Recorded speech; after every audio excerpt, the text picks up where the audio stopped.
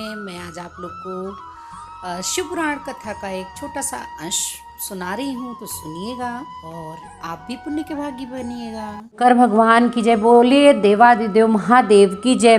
भगवान शिव की ब्रह्मा आदि पंच मूर्तियों, ईशान आदि ब्रह्म मूर्तियों तथा पृथ्वी एवं शर्व आदि अष्टमूर्तियों का परिचय और उनकी सर्वव्यापकता का वर्णन उपमन्यु कहते हैं। श्री कृष्ण महेश्वर परमात्मा शिव की मूर्तियों से यह संपूर्ण चराचर जगत जिस प्रकार पर्याप्त है वह सुनो। ब्रह्मा विष्णु रुद्र महेशान आदि सदाशिव, ये उन परमेश्वर की 5 मूर्तियां जाननी चाहिए जिससे वह यह संपूर्ण विश्व विस्तार को प्राप्त हुआ है।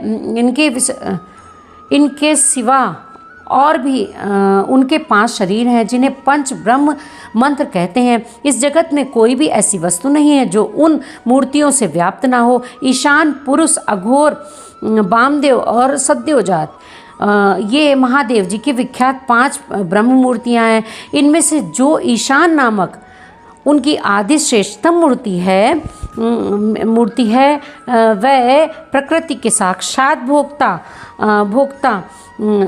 क्षेत्रज्ञ को व्याप्त करके स्थित है। मूर्तिमान प्रभु शिव की जो तत्पुरुष नामक मूर्ति है वह गुणों के आश्रय रूप भोग अव्यक्त यानी कि प्रकृति में अधिष्ठित है। पिनाक पाणी महेश्वर की जो अत्यंत पूजित और अघोर नामक मूर्ति है वह धर्म आदि 8 अंगों से युक्त बुद्धि तत्व को अपना अधिष्ठान बनाती है। विधाता महादेव की वामदेव नामक मूर्ति को आगम वेत्ता विद्वान अहंकार की अधिष्ठात्री बताते हैं। बुद्धिमान पुरुष अमित तेजस्वी शिव की सद्योजात नामक मूर्ति को मन की अधिष्ठात्री कहते हैं। विद्वान पुरुष भगवान शिव की ईशान नामक मूर्ति को श्रवणेन्द्रिय, वाणी, शब्द और व्यापक आकाश तत्व की स्वामिनी मानते हैं। पुराणों के अर्थ ज्ञान में निपुण समस्त विद्वानों ने महेश्वर के तत्पुरुष नामक विग्रह को त्वचा, हाथ, स्पर्श और वायु तत्व का स्वामी का समझा है। मनीषी मुनि शिव की अघोर नामक मूर्ति को नेत्र, पैर, रूप और अग्नि तत्व की अधिष्ठात्री बताते हैं। भगवान शिव के चरणों में अनुराग रखने वाले महात्मा पुरुष उनकी वामदेव नामक मूर्ति को रसना, पायु, रस और जल तत्व की स्वामिनी समझते हैं तथा सद्योजात नामक मूर्ति को भी वे घ्राणेन्द्रिय, उपस्थ, गंध और पृथ्वी तत्व की अधिष्ठात्री कहते हैं। महादेव जी की ये 5 मूर्तियां कल्याण की एकमात्र हेतु हैं।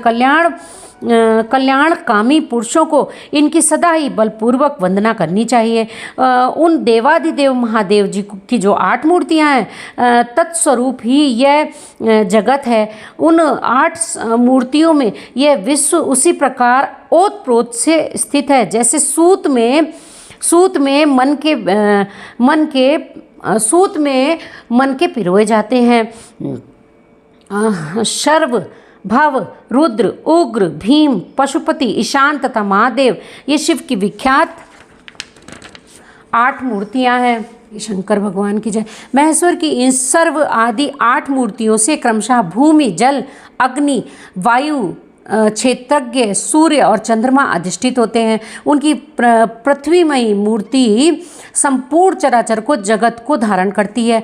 उसके अधिष्ठात्रा नाम शर्व है, इसलिए वह शिव की शांवी मूर्ति कहलाती है। वही शास्त्र का कारण है, निर्णय है। उनकी जलमयी मूर्ति समस्त जगत के लिए जीवनदायिनी है। जल परमात्मा भव की मूर्ति है, इसलिए उसे भावी कहते हैं। शिव की तेजोमयी शुभ मूर्ति विश्व के बाहर भीतर व्याप्त होकर स्थित है। उस घोर रूपिणी मूर्ति का नाम रुद्र है, इसलिए वह रौद्री कहलाती है। भगवान शिव वायु रूप से स्वयं गतिशील होते हैं और उस जगत को गतिशील बनाते हैं, साथ ही वे उसका भरण पोषण भी करते हैं। वायु भगवान उसकी उग्र की मूर्ति है, इसलिए साधु पुरुष इसे औग्री कहते हैं। भगवान भीम की आकाश रूपी मूर्ति सबको अवकाश देने वाली सर्वव्यापिनी तथा भूत समुदाय की भेदिका है। वह भीम नाम से प्रसिद्ध है, अतः इसे भौमी मूर्ति भी कहते हैं। संपूर्ण नेत्रों में निवास करने वाली तथा संपूर्ण आत्माओं की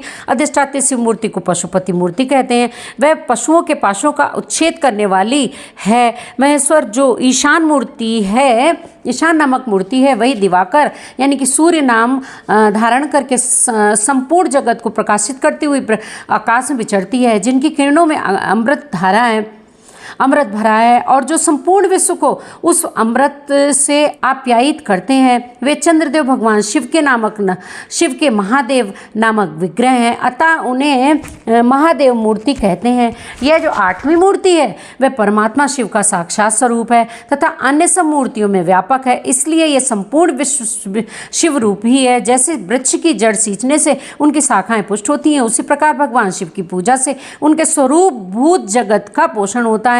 इसलिए सबको अभय दान देना, सब पर अनुग्रह करना और सबका उपकार करना यह शिव का आराधन माना गया है। जैसे इस जगत में अपने पुत्र पौत्र आदि के प्रसन्न होने से माता पिता में आदि को प्रसन्नता होती है, उसी प्रकार संपूर्ण जगत की प्रसन्नता से भगवान शंकर प्रसन्न होते हैं। यदि किसी भी देहधारी को दंड दिया जाता है तो उसके द्वारा अष्टमूर्तिधारी शिव का ही अनिष्ट किया जाता है, इसमें संशय नहीं है। 8 मूर्ति के रूप में